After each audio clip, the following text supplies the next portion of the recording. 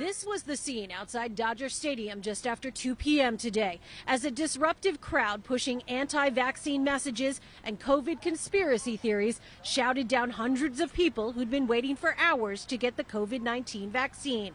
The protest reportedly interrupted the process for nearly an hour, infuriating city officials and health experts like infectious disease epidemiologist Jessica Malati Rivera. What happened to the doses that were already thawed? I mean, I hope they didn't go to waste, but they probably did. It's deeply problematic. It should be considered criminal, in my opinion. She's fired up because of what she says is the urgent need to get people vaccinated, especially as the U.S. is seeing new and more contagious strains of coronavirus. Today, Maryland became the second state to announce it's detected the highly transmissible variant from South Africa. South Carolina announced 2 cases this week. And this afternoon, L.A. County confirmed the second case of the UK variant here. Viruses mutate all the time, and most of the time the changes are inconsequential. They're like a typo, and they don't change kind of the way that the virus expresses itself in a body.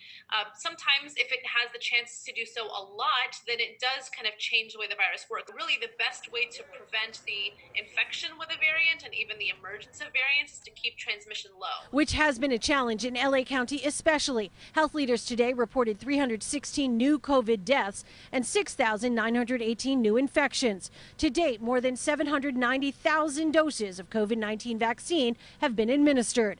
As for studies suggesting existing vaccines aren't as effective on the variants like the UK strain, she put it in perspective. It went from like really awesome to awesome, meaning there's still kind of remaining protective value of the vaccine. It's just not as much. I think a lot of the headlines led people to think that it was somehow, obsolete and wouldn't have any value of protection, but it actually does. Which is not to say the variants are nothing to be worried about. The best recommendation right now is to get a vaccine, whichever vaccine is available to you, as soon as it's available to you. One more concern she has after today's incident is for the people who were managing the lines and greeting cars who were exposed to the mostly maskless crowd of protesters.